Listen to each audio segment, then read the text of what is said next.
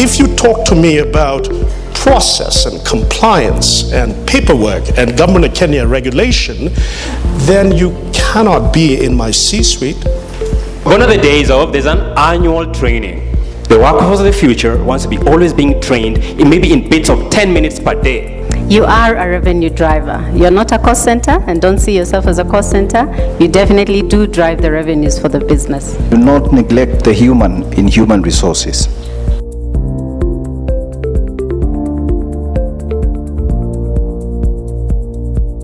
If we have a look into the future, and that's really what we want to do over the next 2 days, is we want to look into the future. We want to have a look at the future world of work. We want to look at what will organizations be like, what work will we be doing, how will we be doing work in the future. And then based on that picture that we want to create of the future, we then need to say, well, what does the organization look like? What does the employee look like? What does the leader look like? And then we can start preparing ourselves as HR practitioners and as leaders of the future to ensure that we are relevant and that we are creating organizations that are fit for purpose for the future. Homo sapiens as we know it is undergoing an extinction into a new race that's augmented. And therefore what we learn will determine what species of this survives. Just the same way the Neanderthals disappeared because the sapiens developed cognitive capabilities that so by far surpassed their capabilities. You have an amazing angle of seeing things differently because you have an end-to-end view of the organization, isn't it? Typically, we were left off the table because we did not have the business side of things, isn't it? When you build that and can actually drive a business on your own, then you are a step ahead of the CFO because they do not have what you have.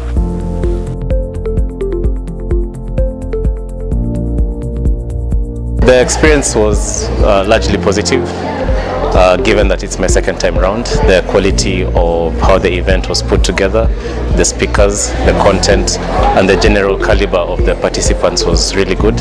I found that it was worth the investment. The summit was quite futuristic.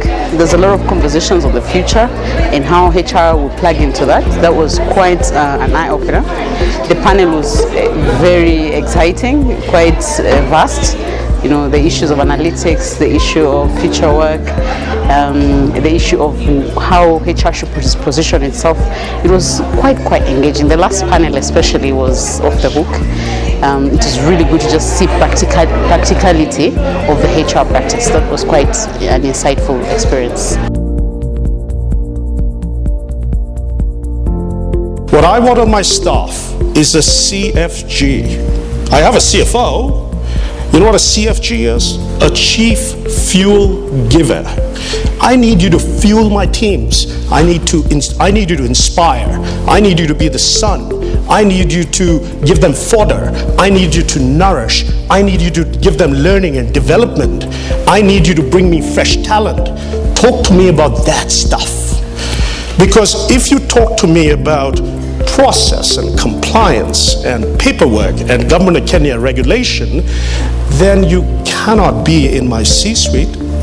Just looking forward, I would say one of the areas that HR needs to then position themselves is really to have an outside-in approach. And what do I mean by that? You know, let's scan the environment, let's understand what's happening out there, and be able to then have conversations where you come in as a trusted advisor.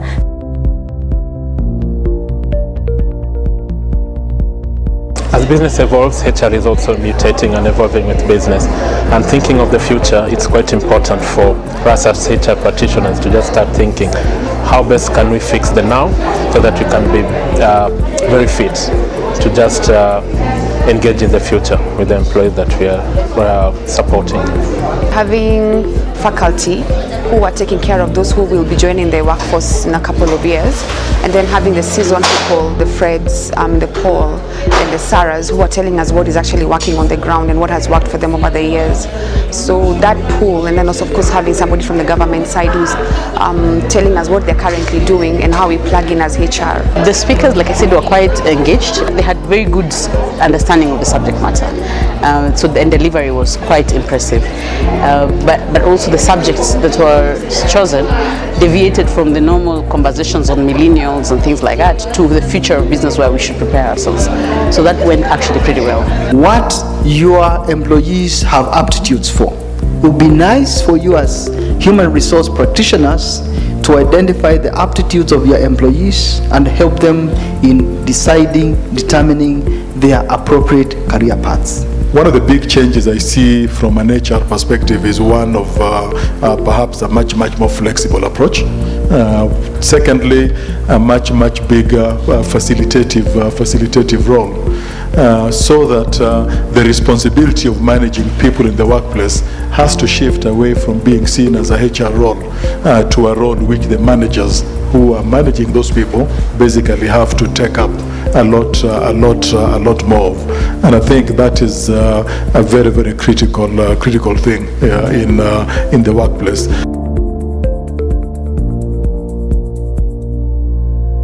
It's been quite a salad bowl for me. People from various industries, banking, I'm in banking myself, so I've met people from other banks. Apart from that, marketing organizations, manufacturing, so it's been quite an eye-opener. I came for the last summit, 2017, and I made two very good contacts. I also got to meet my mentor through the summit, and I've worked with her through this journey. And then also this summit as well, I've interacted pretty well, maybe during the sessions. It was good to meet people. I mean, I met quite a number of people I didn't know. So that was good, and the profile of the participants was quite high. I could see mostly they were highly, either executive or leaders in HR in their areas.